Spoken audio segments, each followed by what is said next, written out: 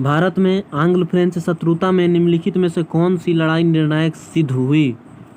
भारत में आंग्ल फ्रेंच शत्रुता में निम्नलिखित में से कौन सी लड़ाई निर्णायक सिद्ध हुई? इसका 4 ऑप्शन में से आंसर देखिएगा, वानडिवासा की लड़ाई। भारत में आंग्ल फ्रेंच शत्रुता में वानडिवासा लड़ाई से लड़ाई निर्णायक सिद्ध हुई। चलिए नेक्स्ट क्वेश्चन में चलते हैं हम लोग। करो या मरो का प्रसिद्ध नारा किसने दिया था? करो या मरो का प्रसिद्ध नारा दिया था महात्मा गांधी ने। नेक्स्ट क्वेश्चन, अंग्रेजों ने भारत में अपनी पहली फैक्ट्री कहाँ स्थापित की थी? अंग्रेजों ने भारत में अपनी पहली फैक्ट्री स्थापित की थी सूरत में। अंग्रेजों ने भारत में अपनी पहली फैक्ट्री स्थापित की थी सूरत में। नेक्स्ट क्वेश्चन, निम्नलिखित में से किस वर्ष में 26 जनवरी का दिन स्वतंत्रता दिवस के रूप में मनाया गया था? 1930 ईस्वी। 1930 ईस्वी में 26 जनवरी का दिन स्वतंत्रता दिवस के रूप में मनाया गया था। नेक्स्ट, बंगाल में राजस्व का इस्तेमारी बंदोबस्त, जिसको अस्थाई बंदोबस्त के भी नाम से जाना जाता है, किसने लागू किया था? बंगाल में राजस्व का इस्तेमारी बंदोबस्त या अस्थाई बंदोबस्त किसने लागू किया था? कार्नवालिस ने। अस्थाई बंदोबस्त किसने लागू किया था? कार्नवालिस ने। नेक्स्ट क्वेश्चन, यह किसने कहा था, इस समय मध्य रात्रि होते ही जब संसार सो रहा है, भारत जीवन तथा स्वतंत्रता के लिए जाग उठा है। इस समय मध्य रात्रि होते ही जब संसार सो रहा है, भारत जीवन तथा स्वतंत्रता के लिए जाग उठा है। यह कहा था जवाहरलाल नेहरू ने। किसने कहा था? जवाहरलाल नेहरू ने कहा था। नेक्स्ट क्वेश्चन, भारत में अंग्रेजों का पहला समाचार पत्र किसने शुरू किया था? भारत में अंग्रेजी का पहला समाचार पत्र किसने शुरू किया था? आंसर है जेम्स ए हिक्की या James A Hickes. James A Hicky ने किया था। भारत में अंग्रेजी का पहला समाचार पत्र किसने शुरू किया था?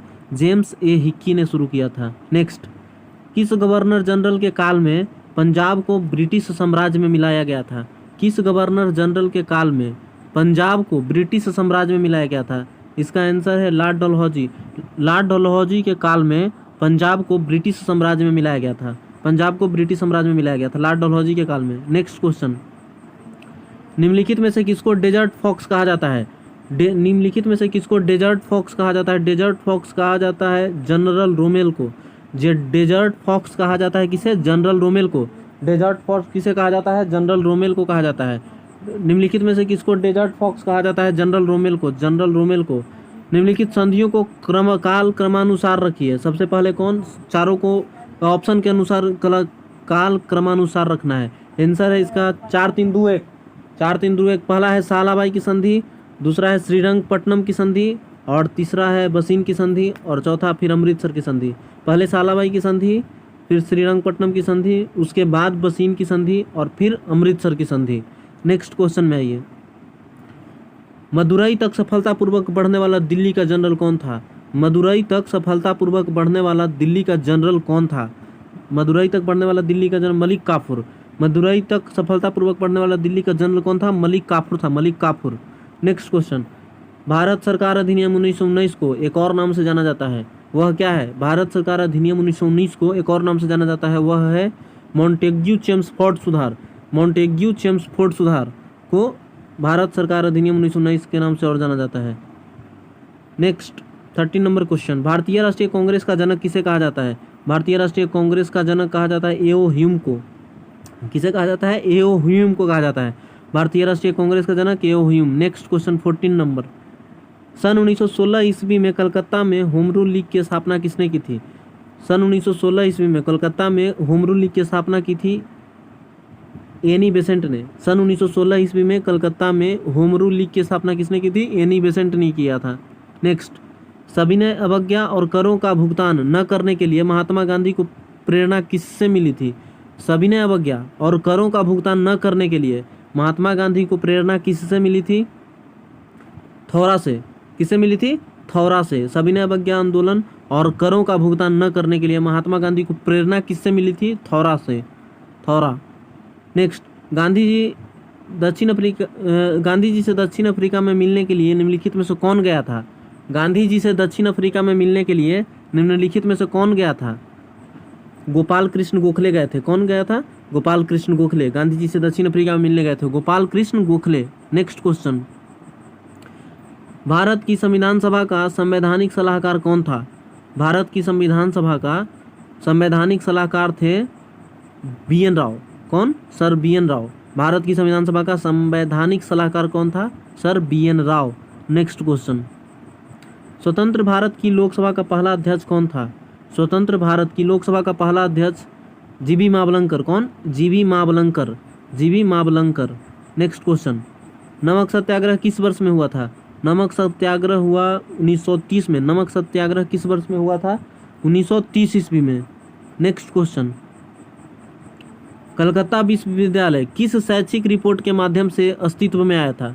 कलकत्ता विश्वविद्यालय किस शैक्षिक रिपोर्ट के माध्यम से अस्तित्व में आया था? इसका आंसर है वुड का डिस्पैच। कलकत्ता विश्वविद्यालय किस शैक्षिक रिपोर्ट के माध्यम से अस्तित्व में आया था? इसका आंसर है वुड का डिस्पैच। कलकत्ता विश्वविद्यालय किस शैक्षिक रिपोर्ट के माध्यम से अस्तित्व में आया था? वुड का डिस्पैच के द्वारा। Next question, cabinet mission Bharat में किस वर्ष आया था? कैबिनेट मिशन भारत आया 1946 में। कैबिनेट मिशन भारत किस वर्ष आया था? 1946 में। कैबिनेट मिशन भारत किस वर्ष आया? 1946 में। नेक्स्ट क्वेश्चन, मुस्लिम लीग की स्थापना किस वर्ष हुई थी? मुस्लिम लीग की स्थापना किस वर्ष हुई थी? 1906 में। मुस्लिम लीग की स्थापना 1906 में। मुस्लिम लीग की स्थापना किस वर्ष हुई थी? 1906 में। नेक्स्ट, भारत का पहला वायसराय कौन था? भारत का पहला वायसराय कौन था? भारत का पहला वायसराय था लॉर्ड कैनिंग। कौन था? Lord Canning. भारत का पहला वायसराय था लॉर्ड कैनिंग। नेक्स्ट, भारत में राजस्व एकत्र करने के अस्थायी बंदोबस्त की प्रणाली किसने शुरू की थी? भारत में राजस्व एकत्र करने के लिए अस्थायी बंदोबस्त की प्रणाली शुरू किसने की थी? लॉर्ड कॉर्नवालिस ने। अस्थायी बंदोबस्त की प्रणाली शुरू की थी लॉर्ड कॉर्नवालिस ने। नेक्स्ट, लास्ट क्वेश्चन, कांग्रेस की पहली महिला अध्यक्ष कौन थी? कांग्रेस की पहली महिला अध्यक्ष थी श्रीमती एनी बेसेंट। कांग्रेस की पहली महिला अध्यक्ष कौन थी? श्रीमती एनी बेसेंट थी।